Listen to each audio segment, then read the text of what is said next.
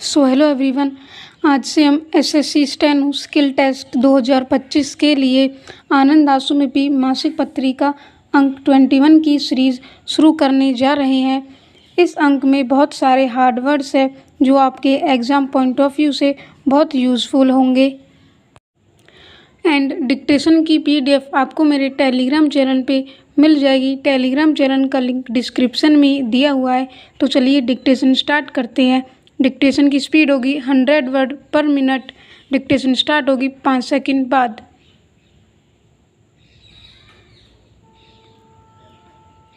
Start. महोदया, पेयजल की समस्या की ओर लौटते हुए यह कहना चाहता हूँ कि देश में ऐसे अनेक गांव हैं जहां अभी तक पेयजल की सुविधा उपलब्ध नहीं है।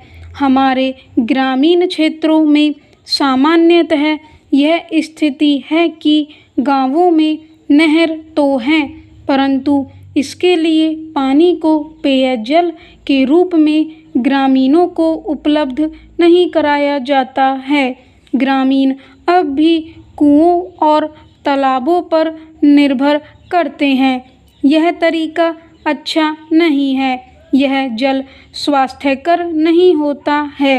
यद्यपि हमारे पास कई विशेषज्ञ हैं, परंतु ग्रामीणों को सुरक्षित जल उपलब्ध कराने के लिए कोई भी योजना या कार्यक्रम तैयार नहीं हो पाया है।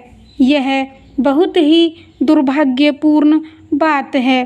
प्रसिद्ध अभियंता डॉक्टर के.एल. राव ने गंगा को कावेरी से जोड़ने की योजना तैयार की थी, परंतु अभी तक इस योजना को मूर्त रूप नहीं दिया जा सका। हम पैसों की बर्बादी वैसे ही करते रहे हैं जैसे चिड़ियों को चुगने के लिए दाना फेंक देते हैं। के.एल. राव की योजना जैसी अच्छी योजनाओं के लिए हमारे पास पैसे उपलब्ध नहीं हो पाए हैं। राष्ट्रीय मोर्चा सरकार ने सत्ता में आने के लिए जनता से बड़े बड़े वायदे किए हैं। सरकार को इतना तो ध्यान देना ही चाहिए कि अच्छी योजनाओं के कार्यान्वयन के लिए पर्याप्त धन उपलब्ध कराएं। उन्होंने वादा किया है कि कम समय में ही ग्रामीण क्षेत्रों में अत्यधिक परिवर्तन लाया जाएगा, लेकिन विडंबना तो यह है कि ग्रामीण विकास के लिए कोई मंत्री भी नहीं है, जबकि वे एक ग्रामीण विकास मंत्री की नियुक्ति नहीं कर सकते हैं। तो मेरी समझ में यह नहीं आता कि वे किस तरह गांवों और ग्रामीणों के विकास की बात सोचते हैं। इससे मालूम होता है कि वे अपने चुनावी वायदों के प्रति कितने गंभीर हैं। यह बहुत दुख की बात है। हमें यह नहीं भूलना चाहिए कि गांव केवल कृषि का पर्याय नहीं है, ग्रामीण भी उतने ही महत्वपूर्ण हैं जितना कि कृषि। अतः गांवों का संपूर्ण विकास होना चाहिए। एक सैनिक देश की रक्षा करता है और किसान उन्हें भोजन देता है। सैनिकों के बच्चों को सरकार हर सुविधा उपलब्ध कराती है, लेकिन सरकार द्वारा किसानों के बच्चों की पूरी तरह अनदेखी की गई है। एक सैनिक का पुत्र अच्छी नौकरी की आशा करता है, जबकि किसान के पुत्र के लिए ऐसा कोई अवसर नहीं है। सैनिक के बच्चों को शिक्षा की सभी सुविधाएं उपलब्ध कराई जाती हैं। महोदया, यह संभव नहीं है कि प्रत्येक व्यक्ति को शिक्षा की सुविधा उपलब्ध कराई जा सके। हमारी 40% जनसंख्या गरीबी की रेखा से नीचे का जीवन व्यतीत कर रही है। सरकार कम से कम यह न्यूनतम सुविधाएं उन परिवारों के बच्चों को उपलब्ध कराए जो गरीबी रेखा से नीचे हैं। अगर आप यह भी नहीं कर सके हैं तो कम से कम उनकी लड़कियों को शिक्षा की सुविधा दें। एक लड़की को शिक्षा देकर आप पूरे परिवार को शिक्षित कर सकेंगे।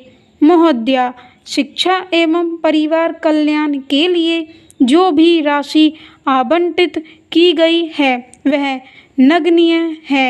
जनसंख्या का विस्फोट हो रहा है। इसके बावजूद परिवार कल्याण के लिए मात्र 100 करोड़ रुपया का आवंटन किया गया है, जो कि पिछले वर्ष की तुलना में भी कम है। मेरी समझ में नहीं आ रहा कि इस थोड़ी सी राशि से सरकार जनसंख्या किस प्रकार नियंत्रण में रख सकती है। क्या सरकार का यह विचार है कि किसी प्रकार का गृह युद्ध होगा जिसके परिणाम स्वरूप जनसंख्या में कमी होगी? यदि वे ऐसा सोचते हैं तो मुझे इस बात का खेद है।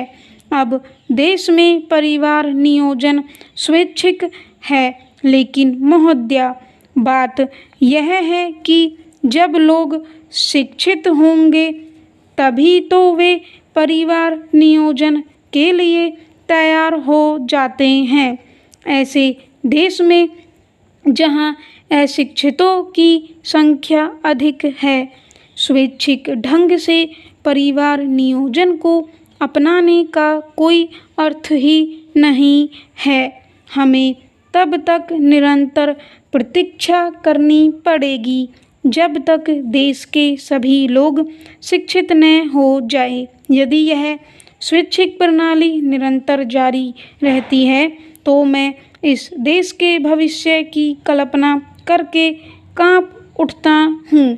कुछ समय पूर्व बलपूर्वक परिवार नियोजन के उपाय अपनाए गए थे, परंतु अब उन्हें त्याग दिया गया है।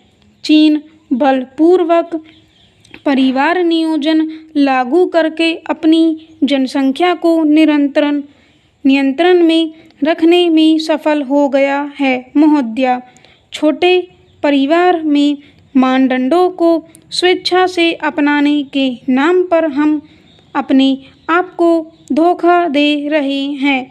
मैं नहीं समझता हूँ कि यदि हमारी जनसंख्या अधिक है तो हम चीन से आगे निकल पाएंगे।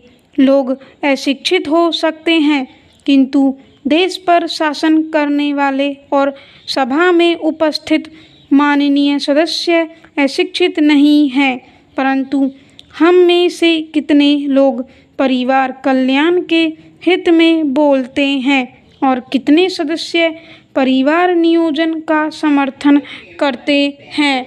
स्टॉप। डिक्टेशन की PDF आपको टेलीग्राम चैनल पे मिल जाएगी। टेलीग्राम चैनल का लिंक डिस्क्रिप्शन में दिया हुआ है।